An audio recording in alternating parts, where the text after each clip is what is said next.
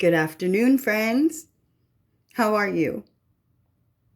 I wanted to make this video for those of you out there who are still today being abused. Yes, you, the one that's in the abusive relationship. Physical abuse, mental abuse, emotional abuse, just fucking abuse. When does your life take precedence? When are you going to stop being the victim by remaining in the situation? You got to get away. You have to.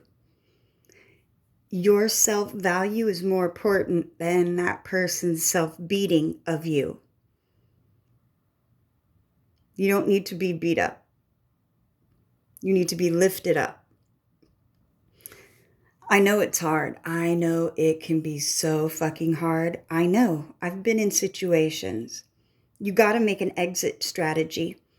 And sometimes that takes time. Sometimes you can't leave a situation right away for several reasons. Could be financial, could be children or family.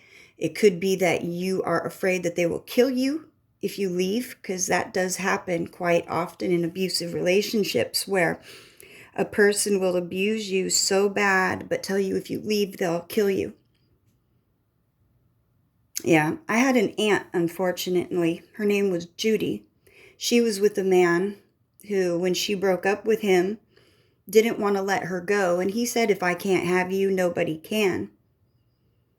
And he stabbed her like 17 times and killed her because she didn't want to be with him anymore.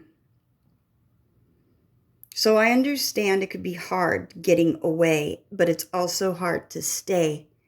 And I realize you're just fighting and trying to keep your soul another day. I get it. It's rough. I was in a spot where I was being beaten so bad that I had to leave a diary with the neighbor downstairs that had a list of numbers and events that had happened that said, in the event you find me dead or disappeared, or that I have disappeared, this is probably what's going on. Because at first I couldn't get away. See, my captor had me in real tight. They watched me all the time. Even when they weren't there, they somehow still knew. So I get it. My abuse was so bad that if I was in the bathroom for more than 3 minutes, he would drag me out by my feet and beat me. It takes longer than that to take a shit sometimes, you guys. It could be quite a messy situation, no pun intended. But I'm still here to talk about it because I was able to get away. It took a while. I had met at one point with a domestic abuse center. They couldn't get me out right away, but what they did do was they provided me with an emergency phone where all you had to do was hit one button and it would call the authorities and call the center and they would come to your rescue. That was helpful. But while they were trying to find me help, because the places they had were few and far between. There were a few domestic centers where I was, but I was living in Hawaii at the time.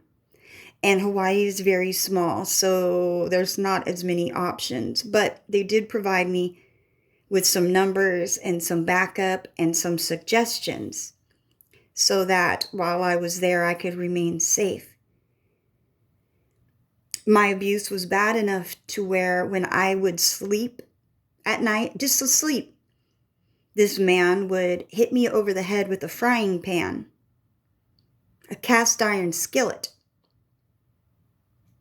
for no reason other than he was unhappy and someone else needed to suffer. And that was me. I got to do the suffering temporarily for that. I remember calling my mom and saying, Mom, I'm being abused. I need help. I need you to get me out of here. This man is going to kill me. That evil bitch said you probably deserved it. You shouldn't have lived anyway. The reminders that, she wanted to abort me when I was little because she's not a very kind-hearted person. That's why I call her Maleficent. They make movies about her. Anyway, so my mother wouldn't get me away, and I ended up calling my grandfather at the time. He was a prominent person in our community, and I had said, Grandpa, I'm being abused, beaten, raped, and I know this man is going to kill me if I stay here. There is no ifs, ands, or buts about it. It is going to happen if I stay here.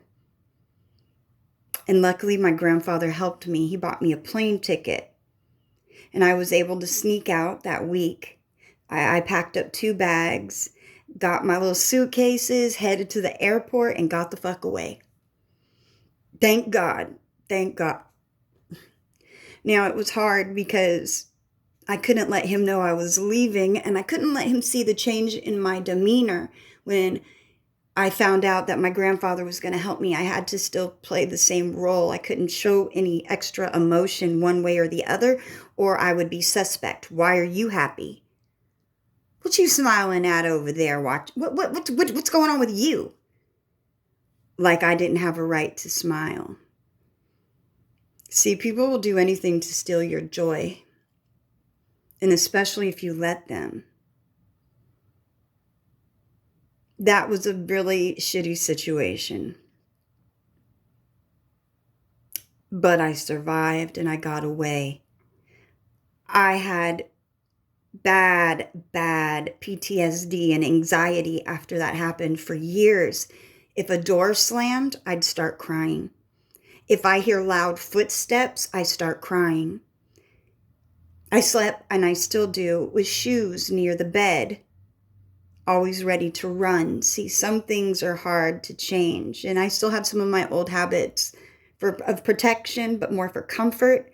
I sleep with my shoes near my bed and clothes and stuff nearby just in case. Not that I expect the just in case to happen, but it just gives me a little bit of comfort. I don't know. It's probably something I need to get over in time. I'm a work in progress. That's just one story of abuse.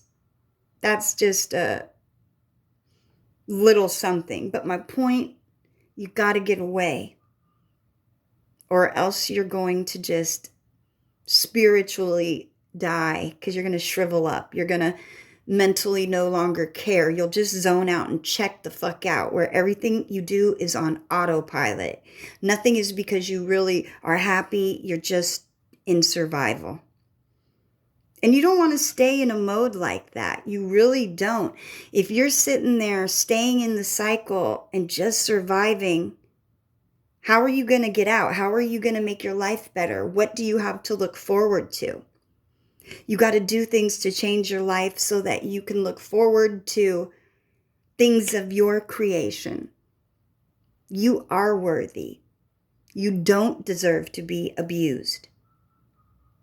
You don't. You really don't.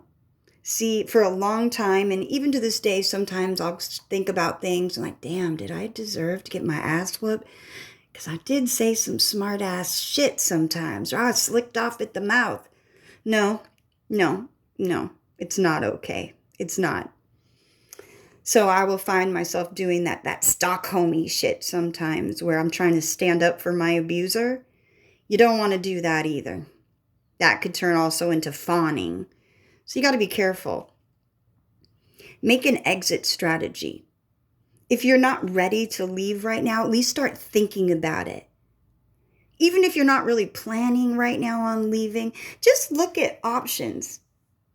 Just so that you have them in the back of your mind. Plant those seeds that you are worth better. Because you are.